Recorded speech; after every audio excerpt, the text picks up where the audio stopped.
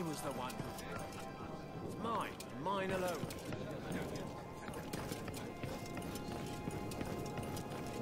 What we didn't know was that Gorn was leading them.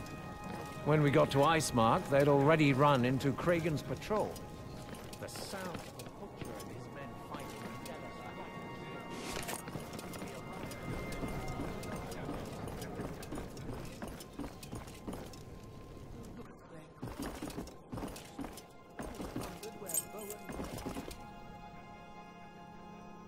Morse! What do you want of me, Walder? I have finished restoring the statuette that you entrusted me with just before you left to track down Gorold. Really? Let's have a look. I must say it was a true pleasure. Brothers normally ask me to paint them a pretty woman with big teats and spread legs. But I must say that this is a little more original. I realize we aren't the best of friends, but this statue is a work of art. I hope I treated it with the attention it deserved. I'm rather proud of my work. I returned it to its original colors, and it looks like new. It's beautiful work, Walder. I have never seen such a striking likeness of the warrior. It's as if you have given him life. It would appear the frost has not completely eaten away my hands. I hope you don't regret the price you paid for this job. Not at all. This statue is worth more than you can imagine. True. Actually, I have a vague idea of it. I've already seen this kind of work in the past, but only once, at the Great Sept of Baelor of King's Landing. I recall legends telling of statues made by the first disciples of the Seven, when they still strode the hills across the narrow sea. They were carved into a star that the Seven had torn from the heavens. These statues depicted the true face of the gods, just as they were when they showed themselves to the Andals. And it is said that the Andals' greatest heroes carried them off when they snatched Westeros from the first men and the ancient gods. How could a man such as yourself find himself in possession of such a precious object? I've never taken you to be such a devout man.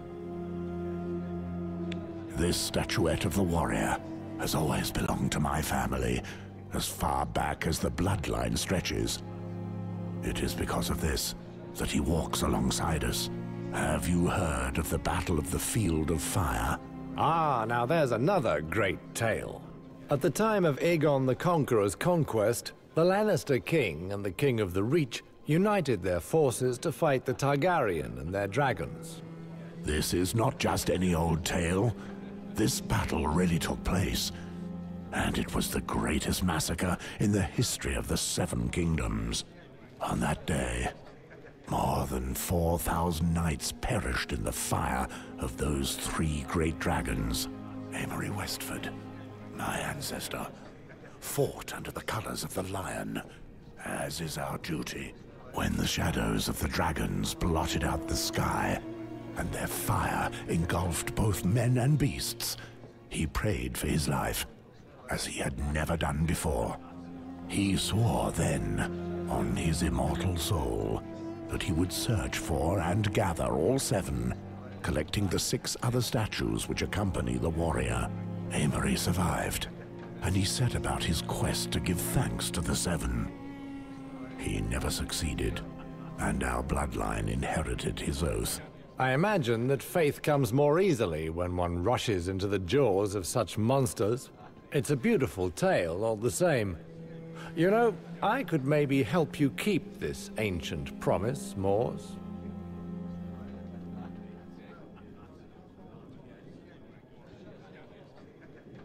Let's just say that I'm interested. What do you hope to gain from it? Sometimes it's pleasing to be able to work on something just because it's beautiful, Mors.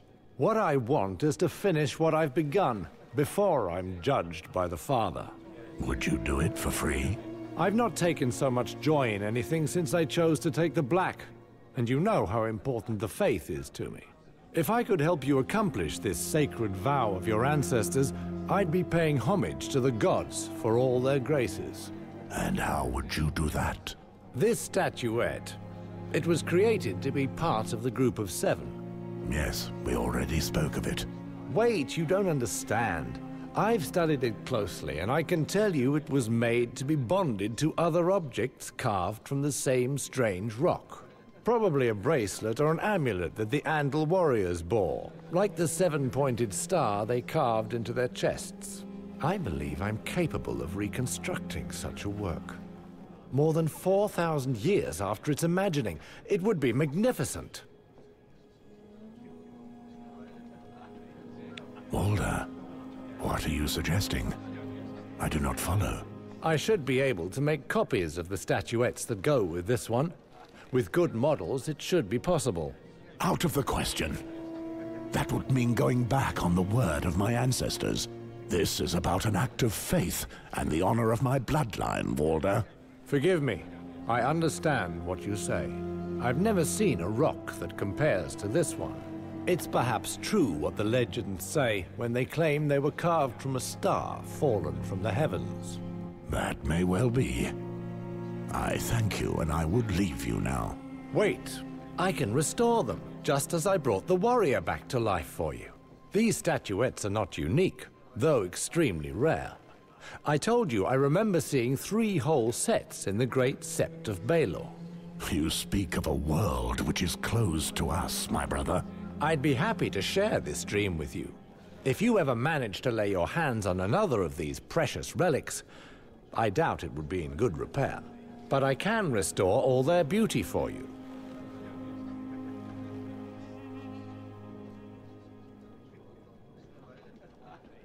I thank you, Walder. Indeed, your help would be invaluable to me. Truly? Well, all that remains for me is to pray to the Seven that they finally bestow their kindness upon you, Morse. We have what remains of our lives to find out. May the warrior guide your arm, and the crone light your way. And may the Father forgive you for everything else. You're bloody right there, brother.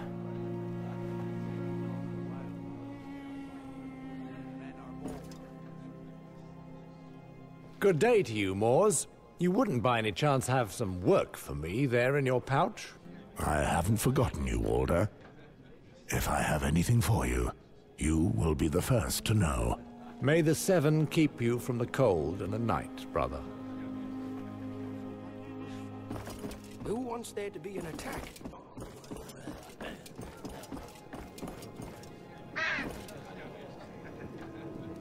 Jaw, Lothar told me that you wanted to see me as soon as I arrived. Yes. One of Quarren the Half-Hand's men arrived before you and told me what happened at Icemark. Have you found Poddy? Or his remains?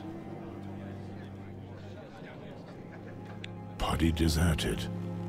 I tracked him down in the forest north of Molestown and managed to kill him just as he was attacking a young girl.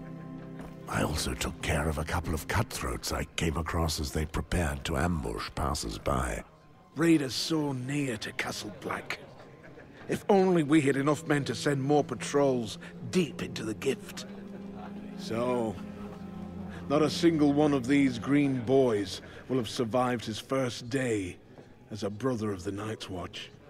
I know enough about what happened there for now. Moors, there is another matter we must discuss. I don't know if you noticed the soldiers with the blue tabards downstairs. They're the men of John Arryn, the King's Hand. Ah, the men you told me about before I left for Icemark. Those who came to meet me. Yes. According to their message, they were looking for one of the heroes of Stag's Mount. You are the only one here who fits that description. Do we know more about what they want from me? Yes. They brought me a letter written by John Arryn. I'll let you read it. You can see for yourself what it's about.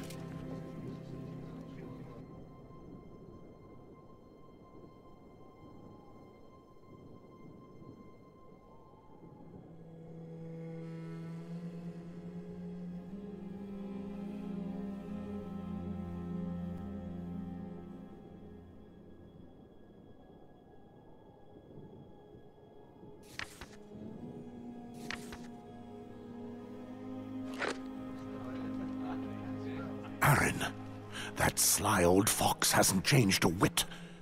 15 years without a word, and all of a sudden he writes to beg a favor of me. I'm not even surprised. Why are you receiving a personal missive from the king's hand? He's an old friend. We fought side by side in Robert Baratheon's rebellion. He saved my life more than once. There is a passage that I don't understand. It mentions a girl, the darkness, and your wife, Serena. What does it mean? Arryn is an intelligent man. This is a message only I can decipher. During the war, when we fought together, I never once used the services of a whore. Arryn knew and would tease me for it. He liked to say that I feared the darkness that lurked in brothels.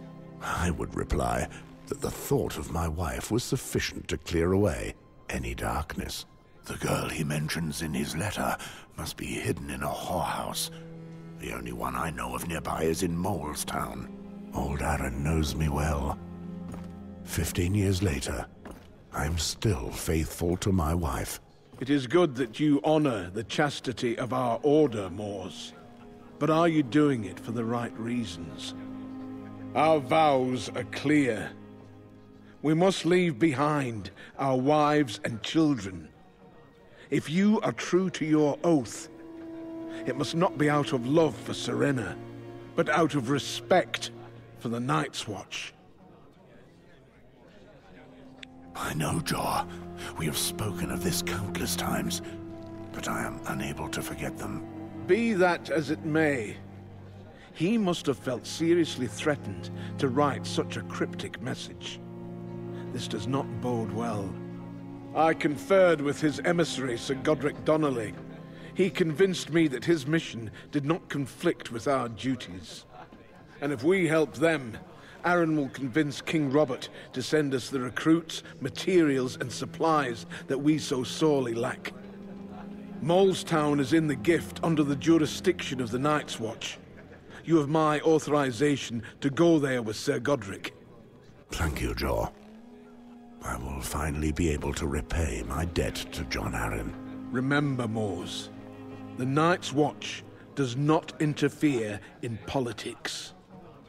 If, for some reason, you suspect that something is wrong, return to Castle Black. Very well. I will go find this Godric.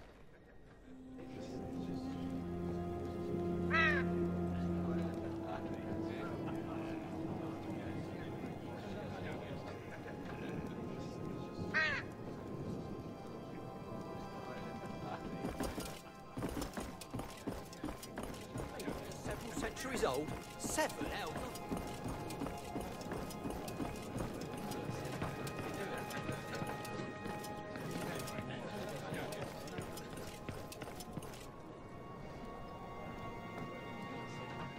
I presume that you are Jon Arryn's men. The Lord Commander spoke to me about you.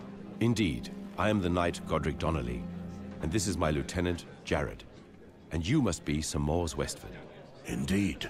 Jon Arryn described you as one of the true heroes of the Battle of Stag's Mount.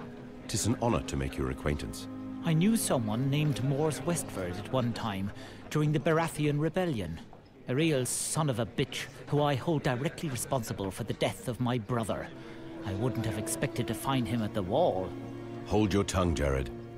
We're in Night's Watch territory here. Whatever our past quarrels, we're on a mission here. Please excuse this interruption, Sir Westford. If you have read the letter, you must already know our reason for being here.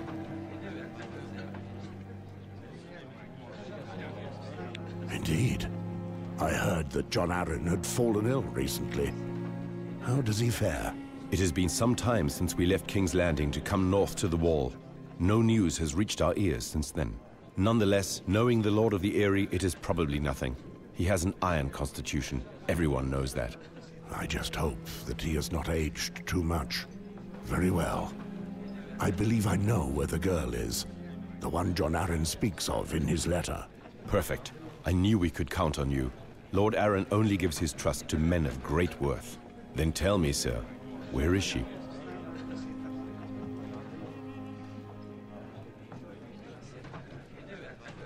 What do you plan on doing when you have found her? She must be protected. I'm sorry, but I'm under strict orders. I cannot speak of our destination. As long as you take her far from here. Castle Black is not exactly an ideal place for a young maid.